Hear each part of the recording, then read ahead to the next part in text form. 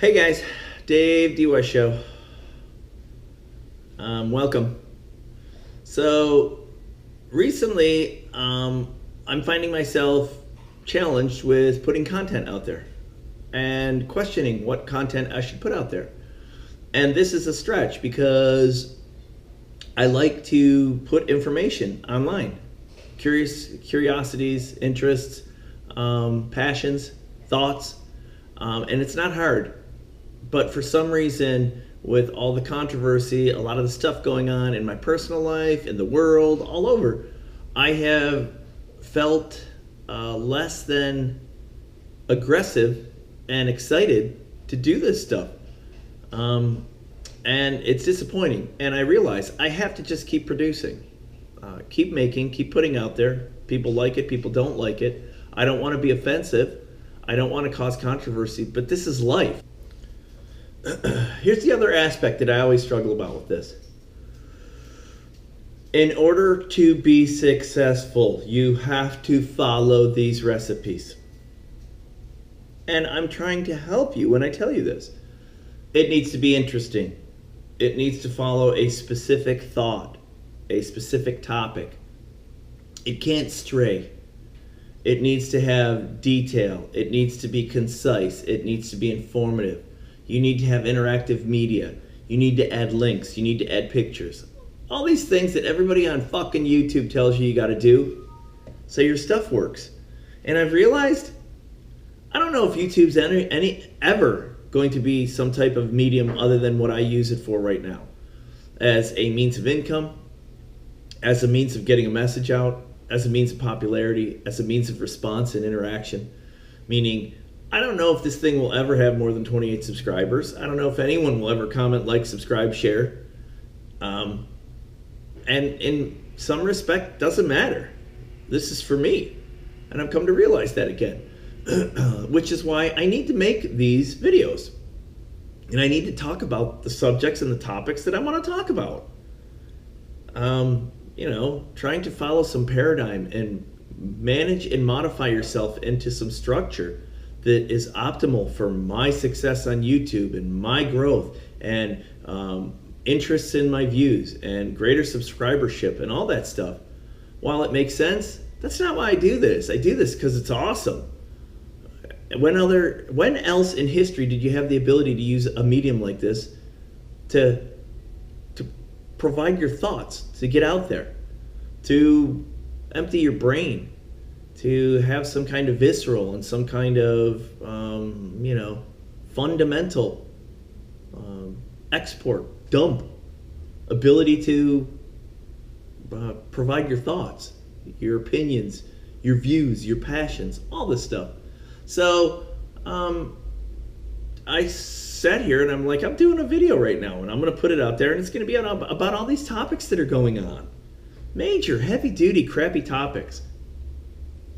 I lead with this statement because I made an episode recently about foster care, about social services, and about my interactions with an individual and my wife regarding that. And in talking with my wife, it wasn't a gut response from her, but it was primarily a, hey, let's rethink this. She did not want me to share my perspectives on that topic, on that work, on my personal experience. I respect that with her. I totally get it. I totally understand. I respect that. I honor that. And I don't want to provide any information or perspective that impedes that or that challenges that. And therefore, I made an entire video, an entire podcast that I didn't share. And I pulled it. But now, once again, this racial global strife is in the media with this Jesse Smollett guy who's on Empire or some TV show and felt obligated in Chicago to challenge the norm, to make himself popular, personal and professional reasons, fundamental reasons in his soul, who knows? Maybe, maybe not. Maybe ethically and morally, the guy's just a waste. He's neither. Maybe he's fundamentally sound with respect to that. I don't know Jussie Smollett. I don't know I've seen the show. I haven't watched it. I've seen pieces of it. But for someone to rehearse and do what he did, it's not a far stretch to me anymore. It seems that this happens all the time. It happens in our government. It happens in our private enterprise. It happens in our personal lives. This guy worked with this cat or these brothers, these Nigerian brothers on sets. He was familiar with them. And why not? Why not craft some kind of extraordinary event that maybe you direct just like a film, and that in some way, shape, or form grants you great notoriety and puts you out in the public, which will increase your stardom, or maybe it will make the awareness of the subject greater. My initial reaction is those are not the reasons why this individual did this. It was personal. It was ethically and morally wrong what the person did. They knew that. It wasn't about hashtag Black Lives Matter. It wasn't about hashtag Me Too. It wasn't about social injustice. It was about this individual promoting themselves, which is sort of disgusting, but that's what happens everywhere. That's what I'm doing here, promoting myself. The question becomes whether it's ethically or morally wrong to do that, right? Am I going to hurt people? This guy got caught, and it was all over social media. They had Facebook posts and records and all kinds of stuff where these brothers stated that he planned this with them, stated where he wanted it to occur in the camera on the street. Unfortunately, planning, man, there's always devil in the detail. The dope didn't know that the street cam was pointing in a different direction because it's one of those bulbs, right? I would imagine. It's a dome, and you don't actually see the camera in the dome. You have to really get up close so that you can see where the camera is pointing. Some of them are fisheye 360.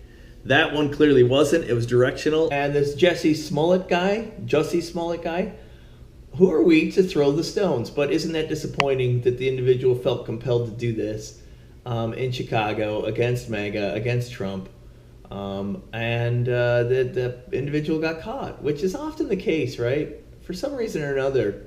Look at my poor man, Aaron Hernandez, murdering. He's out there murdering people. Dude, you got a security system with cameras. When you're in the heat of the moment and you have emotion involved and you're not thinking logically and clearly 100% all the time, 100% all the time, there's the likelihood that you've missed something. And when you miss something in today's modern era with phones, with forensics, with DNA, with multiple facets of evidence, with time capture, audio, video, with individuals, with this fucking device that pretty much is now a full-time admin. It captures, records, knows just about everything about you. Where you're at, what you're doing, what you're saying, what you're looking at, what you're eating, how you're thinking, how you feel, who you know, who you want to know. It knows your heart rate. It knows your blood pressure. It knows how far you're walking. It's everything. It's hard to think clearly and to formulate some kind of plan these days logically and without potential evidence. And that's just reality. So when you go doing stupid shit, there's a possibility you're going to get caught. A higher possibility than there used to be in the past when we were all manual and we didn't have any of these tools. So Jussie Smollett got caught. They're looking at a 3-year prison sentence for this cat if he's prosecuted. He has hired a crisis management firm. He's hired a crisis management firm. Like, I don't know who. Like, Hillary Clinton or Bill Clinton or, one of these knotheads, Harvey Weinstein or Martha Stewart or somebody that's, breaking the law somewhere. Hire a bunch of pros that this is all they do. They will tell me who, what, when, where, and how. I will follow that to the letter, and I will minimize the exposure of my actions and the repercussions that I will feel and manage and have to deal with from them. And that's the society we're in right now. Strange, man. So it's unfortunate. I am not surprised, and I don't want to judge this dude. There's been a history of oppression for minorities around the globe. Around the globe for minorities through history. Oppression. The Africans that were then captured and taken to the Americas, that were taken to the Caribbean, that were taken to any part of the globe are no exception. The American Indians, the Ethiopians, the Croats and the Serbs. There will always be oppression. There will be genocide throughout time. We have people in power and the people they hold power over. The Libyans. Maduro right now down in Argentina is doing it. And people don't talk about that. The entire country is fleeing its borders because you have a tyrant in charge with military ownership, and he's doing whatever he wants. He's controlling all of the assets. He's controlling all of the functions of living. He's controlling the natural resources. He's controlling the fundamental components of life. Food, shelter, water, the things that we need. And he is terrorizing a country. And while there's an there's an uproar, there's an outrage to it. People are getting killed there, man, just like the Russians did, right? Lenin and Stalin, just like we've done, right? With less of a tyrannical approach, a democracy, a republic approach by the people, which made us unique. But it doesn't make it good. It doesn't make it excusable. It's sad.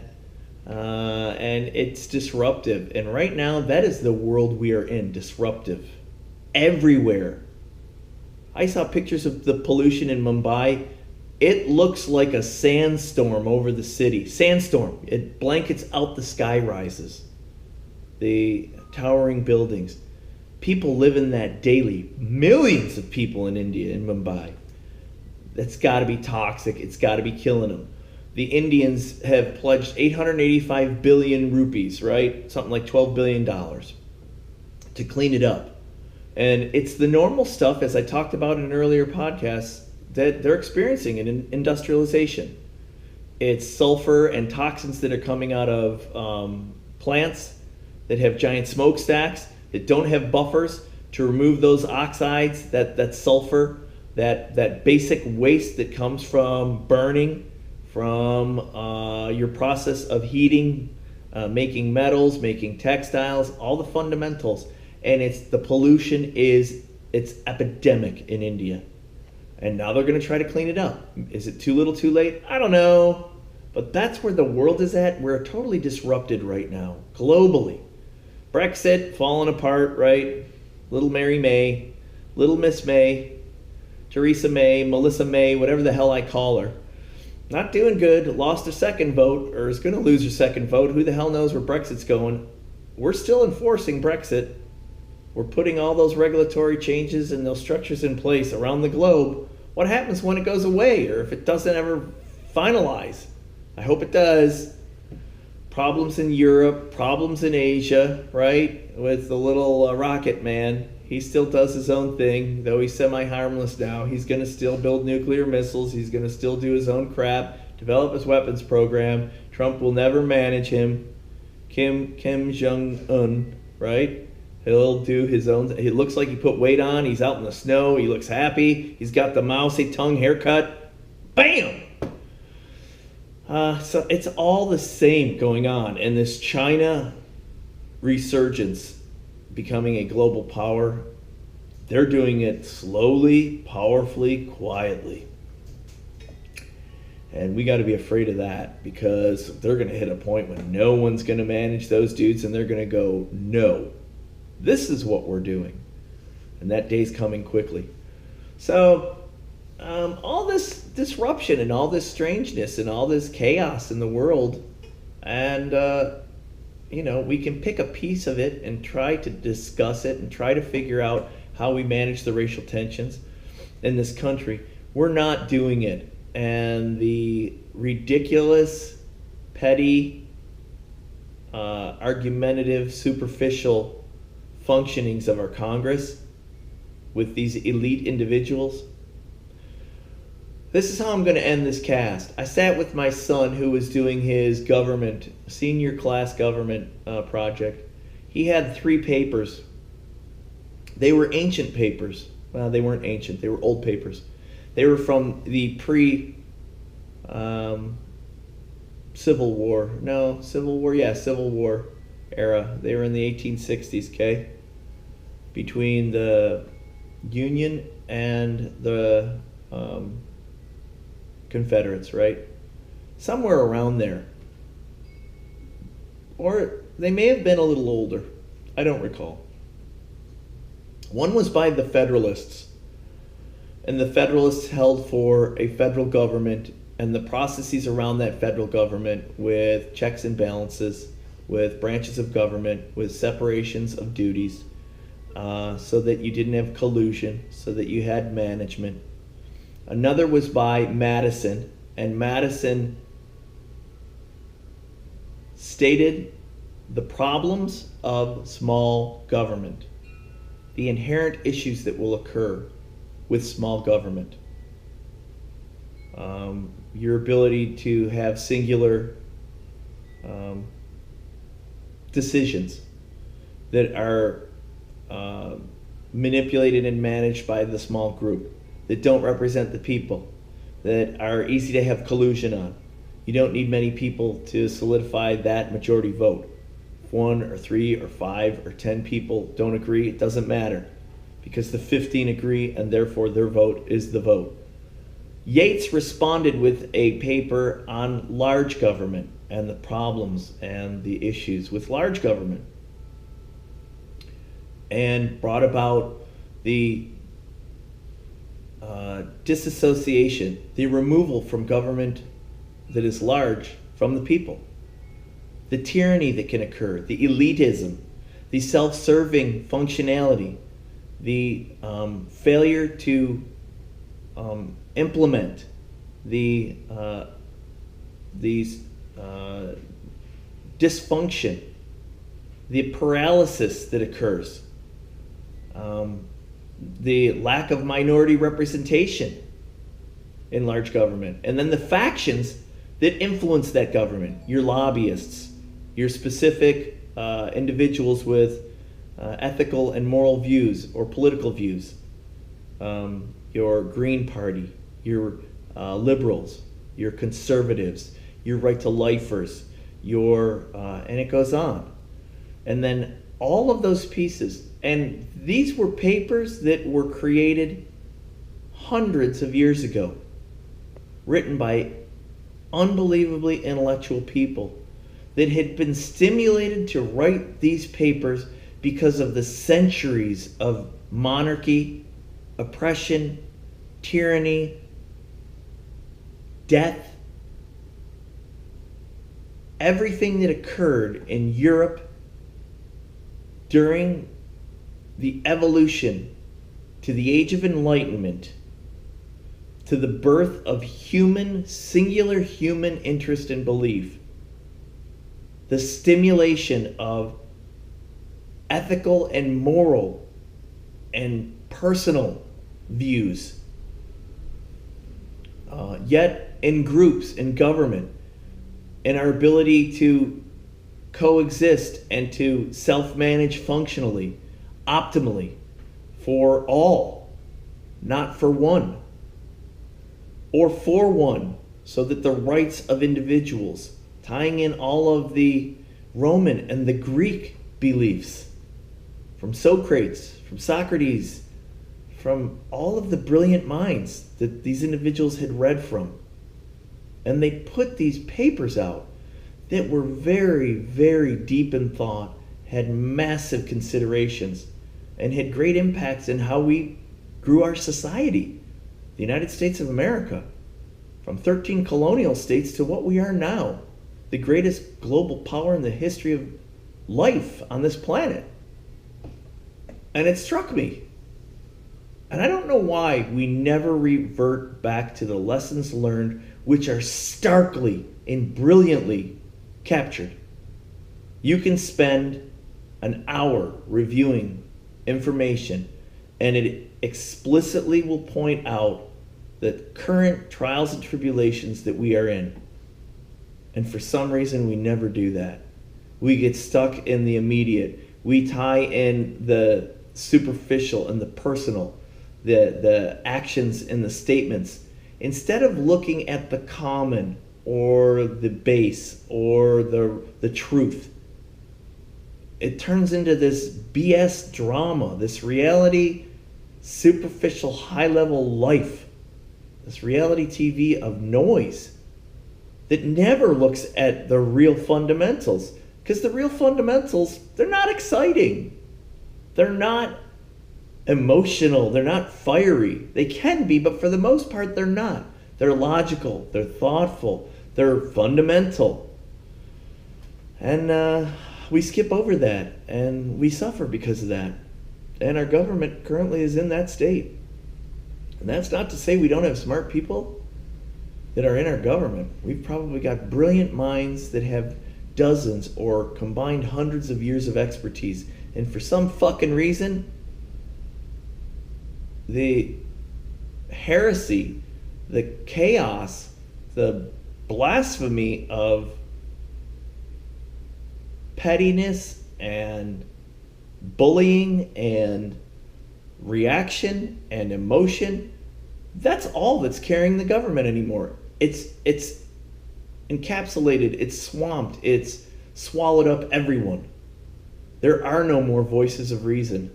Even the most seasoned of individuals in our government have jumped on the bandwagon of immediate statements with no real backing, with no real fact.